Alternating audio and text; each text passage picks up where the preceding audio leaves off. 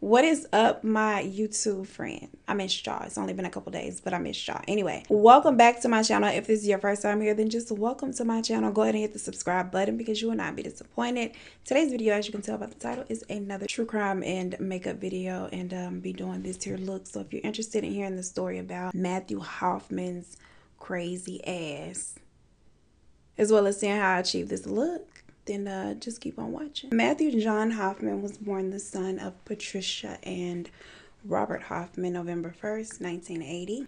He was a Scorpio. They lived in Ohio. So, Ohio people, these are your folks. This one's for you. When he was 17 years old, his parents divorced, and then he moved to Knox County with his mother, Patricia. And then shortly after that, Miss Patricia, she remarried. Throughout Matthew's childhood and into his teen years, he was described as a very strange and erratic child. People who grew up with him said that he often, well, always appeared to be unhappy with very erratic behaviors. Yeah. Now, according to some of the neighbors, he would oftentimes jump off of the house onto a trampoline. And then, as if that wasn't weird enough, little Matthew would also kill squirrels and eat them. He did that. I don't know if little Miss Patricia wasn't cooking or what, but he would also trap small animals in the yard. He would set small fires on the lawn and just burn random things. And then they said that he also spent a lot of time in trees. Like, he would climb a tree and sit there and like stare through the windows of the neighbors or just watch people. Maybe he identified with the squirrel some kind of way. I don't know. But he built a tree house, actually. And that's where he spent most of his time. Just, you know, sitting out in the tree house, hanging, watching, eating squirrels. That's so weird. Like, Miss Patricia, you weren't paying attention to what your child was doing. Like, where were you when your child was eating a squirrel? I just want to know. He was very fond of trees, very fond of leaves. And so that's just where he spent all of his time. Girl, I'm giving Casper the friendly ghost. What's going on? Neighbors also claimed that dogs hated him. Like, when dogs would see him, they would instantly bark like all wild and crazy, and that he would never be afraid of them. He would just stand there and stare back at the dog while it was going all nuts. Dogs be knowing. They be knowing. I don't know why these geese just can't, like, swim in peace and quiet. The geese where I live, they're just ratchet and unruly. In 2001, when Matthew was just 21 years old, he decided he was gonna burglarize a little condo, and so he did that. But then he took 10 gallons of gasoline, sprinkled it all around the condominium, and set it on fire. It's like, girl, you could have just took that shit and left. But he was trying to cover his tracks. Needless to say, that wasn't the best idea because he was caught, sentenced to 8 years for arson, burglary, and theft. Now, he only had to serve 6 of these, and then he was paroled. And he was back on those Ohio streets, being weird. My goal when I do my eyebrows is always to do them so neat that I don't have to do the cleanup with the concealer. But apparently, God had different plans for me today because this eyebrow is janky. So Matthew is out on parole. He's trying to live his best life. He convinces some girl to date him. She has a 8-year-old son, and they move in together, and their relationship was very, very toxic. Matthew was a little bit of a hothead, and so he liked to put his hands on people. And one day an argument got so bad and Matthew got so mad. Bars.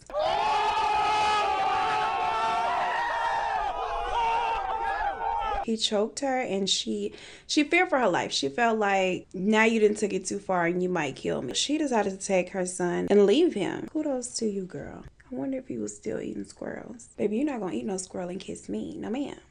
Or no, sir. Now, unfortunately for Matthew, this was just the first of a series of unfortunate events, because a couple of days after she left him, he gets fired from his job. And he loved his job because he had a part-time job as a tree trimmer, and he loved trees and he loved leaves. So this was like right up his alley. It's like giving a crackhead a job down to the crack house. Actually, that's not a good idea because, well, it's like giving a nympho a job as a sex worker. Right up his alley. He loved it. But we know that Matthew was a weirdo, and so the reports that I read just said that he creeped out his supervisor. I don't know exactly what he did, but you can imagine if he out here eating squirrels and doing all of the things that, you know, I've told you so far. I mean, it's not hard to believe that he would creep somebody out. It sounds about right. The supervisor decides, you know what, sir, don't return. And this really stressed Matthew out because money was a huge concern for him. Now, when he burned down the apartment complex, he owed $2 million in restitution for, you know, the damages. And so he needed this job. $2 million in debt in addition to your day-to-day expenses. Child, Matthew was stressed. He is without a job. He's now without his woman. And as if all of that ain't bad enough, the dog that he had with his girlfriend, I don't know why she didn't take the dog when she left. I guess the dog called wind that old girl and her son weren't coming back. And he was like, oh, bitch, I'm out of here too. So the dog runs away. Do you know how funny that is to me? Like, that dog was like, no, ma'am, I'm out of here. With all of these things going on, Matthew just becomes unhinged. Now, on November 10th, 2010, he decides he's gonna burglarize somebody to try to come up on some money quickly. He randomly selects a home in Apple Valley, Ohio to burglarize. The house is that of Tina Herman. She's a young mother of 2 out here just, you know, trying to make it in the world like the rest of us good folks. Matthew scopes out the house from the woods nearby where he hides out, watching and waiting for them to leave the house. Eventually, Tina, she does leave, allowing Matthew the opportunity to get in there. But he doesn't get in and get out. I'm not a burglar, but I'm not a burglar. Yeah, there it is. I'm not a burglar, but look at me saying it with so much confidence after I said it wrong 14 times. I'm not a burglar, but I feel like it's common sense. Definitely common sense that, you know, you should get in and get out. But common sense ain't so common, so here we are. Now he's inside the house doing God knows what for an hour. And then Tina and her roommate unexpectedly returned, which, how is that? It was unexpected to Matthew, but it's like, motherfucker, they let us. You had to expect them to return at some point. They return and they catch Matthew in the house. He is spooked. They startle him. Of course, I'm sure he startled them too, hell. On the following day, which is November 11th, 2011, Tina Herman is reported missing by her boyfriend after, you know, he's trying to contact her and he's not able to. She also hadn't shown up to her job, which she worked at a Dairy Queen at the time. Her coworkers, they immediately thought like something was up. Something had to be wrong because she wasn't the type to miss work, especially without notifying anybody.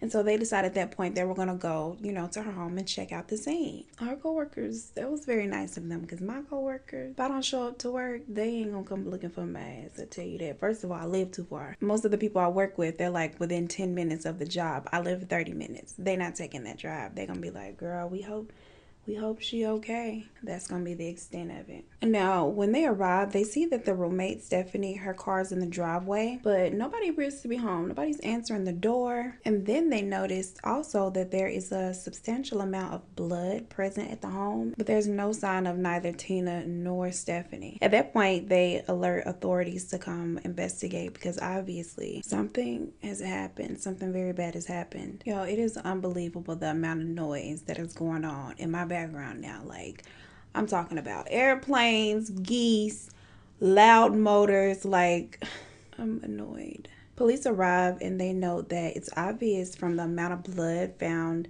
in and around the home that the 4 did not leave the house on their own. All of them are missing at this point. The 2 children, Tina and Stephanie, the roommate. They launch an investigation, and that night, Tina's vehicle is located at Kenyon College. It's about 7 miles away from the house, but Tina's not inside. Nobody's inside. The car is just abandoned and empty. It really doesn't provide the police with really any type of evidence or any leads. There wasn't anything really inside or around the vehicle itself that gave them any kind of evidence or clues, but there was a man that was hanging out in the parking lot near the car. Police approach him and they ask him, you know, what are you doing here? He tells them that he was just there waiting to meet his girlfriend. So police are like, okay, well, have a good night. But just for the record, they do take his name. It's Matthew.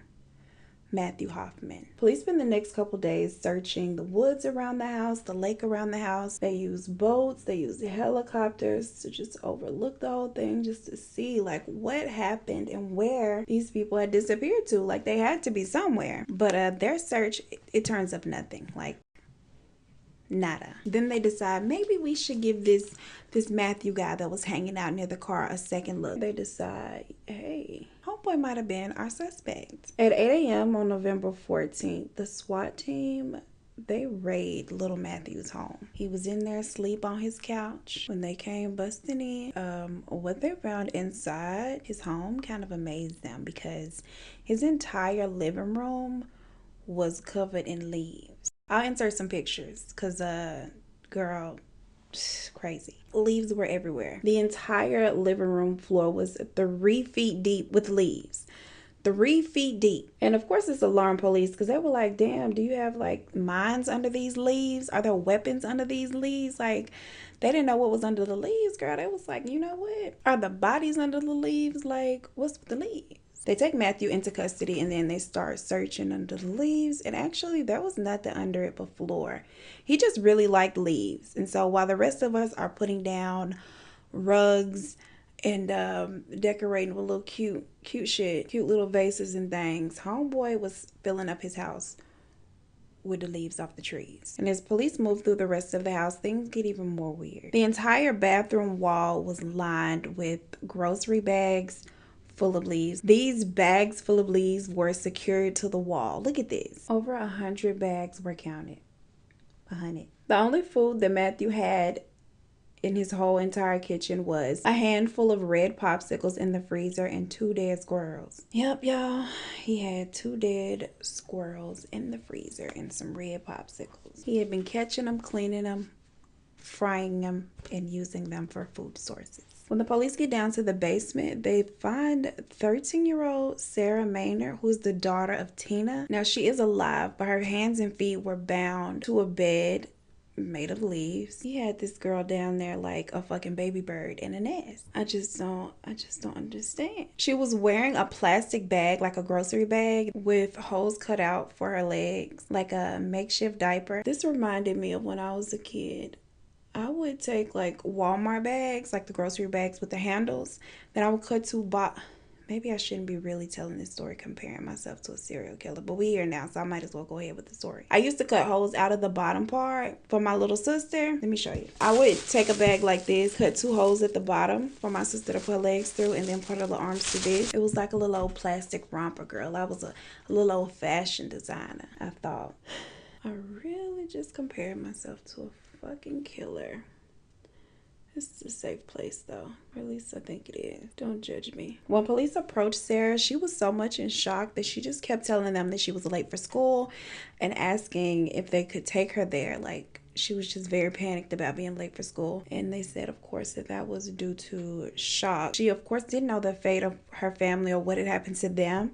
But she was very concerned about the family dog. She kept telling investigators that she feared that Matthew might have killed her dog. She said that Matthew had taken her there and promised her that he would release her before Christmas. So at this point, they have Matthew in custody, and then they have Sarah, who is now safe. They're just trying to get all the information that they can out of Sarah in hopes of piecing together what happened to her mom, her brother, and Stephanie. They relaunch another search in the area of Matthew's home this time. They talked to his neighbors. The neighbors were telling him how weird and bizarre that Matthew always was, how he would climb trees and spy on them, how they were afraid to let their kids out when he was outside. Like, Matthew was out there, no ma'am, you can't go outside and play, no ma'am. Now these are the lashes that I'm using today. The brand is Kiss and it's the IMB 3D collection. Matthew was not in custody long before he confesses to the murders of Tina Herman, her son Cody Maynard, and the roommate and family friend Stephanie Sprang, which happened on that Wednesday, November 10th, when Tina and Stephanie walked in on Matthew burglarizing their home. He said that he had a bad dream that prompted him to confess. He told the investigators that he had dreamt about being at a food processing plant, and that in the dream he had opened up a trash bag and he saw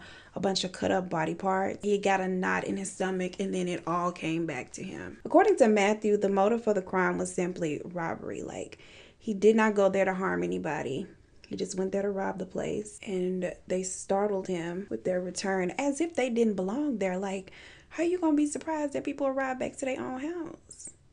You the one that ain't supposed to be there, sir. Anywho, he said that he randomly chose that house because it was secluded, and he noticed that they will often like leave the door ajar. And so he felt like, all things considered, this would make that house a good candidate for burglary. He told detectives that he slept in the tree the whole night before the crime, waiting on Tina to leave the house so he could have the opportunity to go in and steal anything worth stealing. And it wasn't until 9 a.m. Wednesday that he said he saw the opportunity to go in. He said that he had bought a small knife already for intimidation purposes, that he had no intention of harming anybody, but I guess just in case. He also had a blackjack with him, and so he clubs Tina over the head with that. But when he noticed she wasn't dying from him hitting her in the head with that, he began stabbing her in the chest and in the back. And then he also proceeds to stab and kill Stephanie Sprang. He said that after he processed the bodies, which means cut them up, he pulled Tina's Jeep into the garage to load the bags of body parts into the vehicle so he can take them and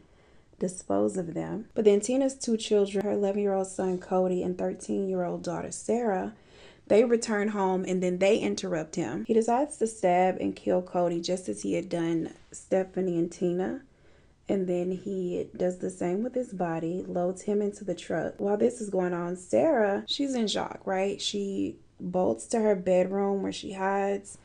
Unfortunately, Matthew finds her there, but he said that looking at her, she was so innocent and sweet, and he simply could not hurt the girl. That was his quote.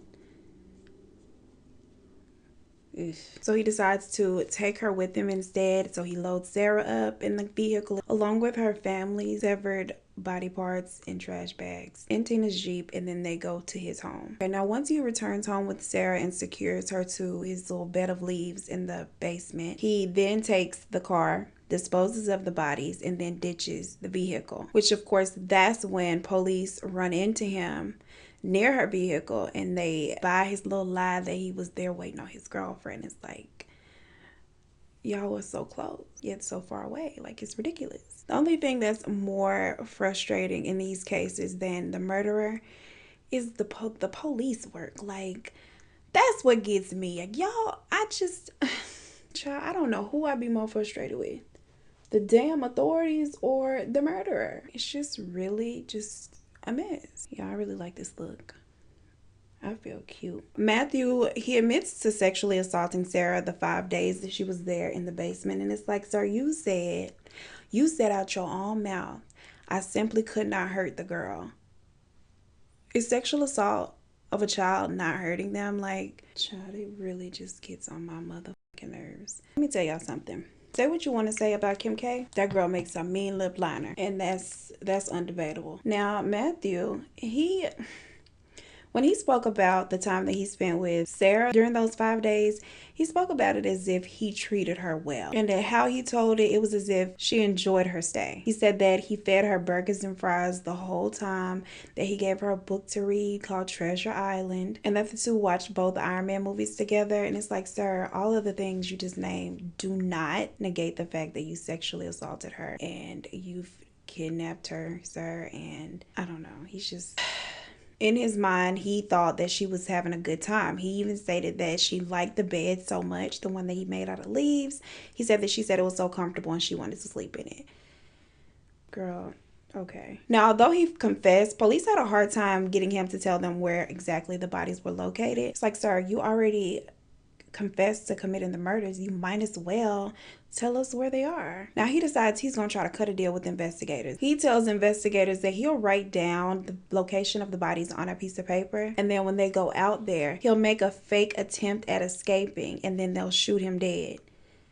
They pretty much laughed in his face and told him, girl, no, like, we ain't doing that. And so when that happened, he didn't speak to investigators for 2 days. Now, after he calmed down, after those 2 little days where he wasn't talking to them, he decided, in exchange for the death penalty being taken off the table, he agrees to go out and show them where the bodies are. He took them to a 60-foot hollow tree where he had used a rig and a pulley system to take the top off the tree, and he had dropped the bags containing the bodies off into the tree. Inside of the hollow tree, the investigators recover the 3 mutilated bodies as well as the family dog. So Sarah was right.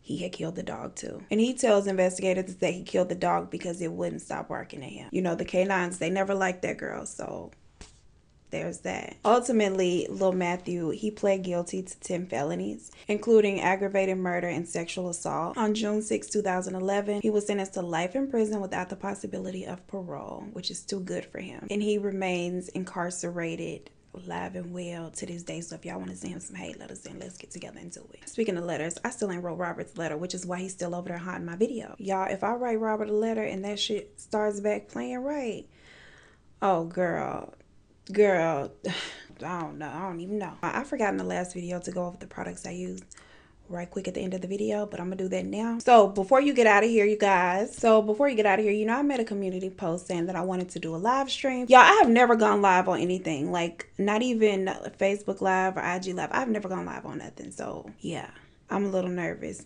but I'm gonna do it Saturday. I want to say a time. I'll let you guys know what time ahead of time, so you guys, you know, y'all will know when to have y'all's wine ready and show up, or whatever you're drinking. Because this kind of week, y'all, I don't know if I'm gonna be sipping wine. I think I'm gonna be drinking a whole cocktail out here, because I'm in the mood for some strawberry lemonade and vodka. That sounds amazing. I'm excited. I've always been so scared to go live because I be thinking nobody's gonna come and show up and watch and talk to me. But a couple of y'all said y'all gonna show up and spend some time with me, so I'm excited. We gonna drink. I haven't decided if I'm gonna do my makeup while I'm live or if I'm just gonna come and drink and just strictly talk to y'all. I don't know yet, but I do know I'm gonna be drinking and talking, so be there. Please don't leave me hanging. That is pretty much it for this video. Thank you so much for watching. Thank you for liking, because I know you liked it. I appreciate you so much. Don't forget to like, comment, share, subscribe if you have not. Turn on your notifications and the bell to be notified when I upload, because, girl, I don't have a schedule. Because my real work schedule it flip-flops, and so I cannot commit to a schedule. But I do try to post at least 2 to 3 times a week. I know some people said that they get the notifications like a whole day late sometimes. YouTube likes to try it. But if you do follow me on Twitter or Snapchat or Instagram, I post on all 3 sites as soon as a video goes live. I let you guys know. So I'm out here doing my own notification groundwork, I guess. So yeah, thank you so much. We're at 21,000. I love all you guys so much. And I will see you in the next one. As for products we use today, everything will be in the description box below. Right quick, let's just do a rundown. I moisturized today with the Ultra Repair Cream, and it didn't show because my camera went crazy during the moisturization process, and so that part didn't make the video. I like the Ultra Repair Cream. This actually was given to me as a sample from Sephora, but it's cute or whatever. It's alright. Today's primer was the Pro Filt'r Instant Retouch Primer by Fenty Beauty. Today's foundation is the Anastasia Beverly Hills Luminous Foundation. I am the color 330W. Love this foundation so much. In between my primer and my foundation, I did set with the CoverFX translucent setting powder. The concealer was the Too Faced Born This Way concealer in the color Golden Beige. Y'all know how I feel about my Juno and Company sponges. That's what I used to blend out. The under eye setting powder was the Kylie Cosmetics setting powder in the color Beige, and then I bronzed with the Caramel Cutie Sunstalker bronzer from Fenty Beauty. Love it a lot. The highlighter I used today was from Juvia's Place. It's the Royalty 2 Loose Highlighter. Favorite highlighter right now. Love her. I used the lip liner in Nude 1 from KKW Beauty. I love this lip color so much. I love this pencil so much. I've been using it like every day. I wanted the 1.5. It's a little warmer, but it's still sold out on everything. And I don't want to get on her site and buy from her just to pay ridiculous shipping. So my life is in shambles at the moment. I put MAC's Creme de Nude in the center to lighten it up a little bit, give it a little slight ombre effect, but not too much. For my eyebrows, I used the eyebrow cream in the color Espresso by YALL. My eyeshadow look was done with the 350, which is bronze golds. Don't look at my nails.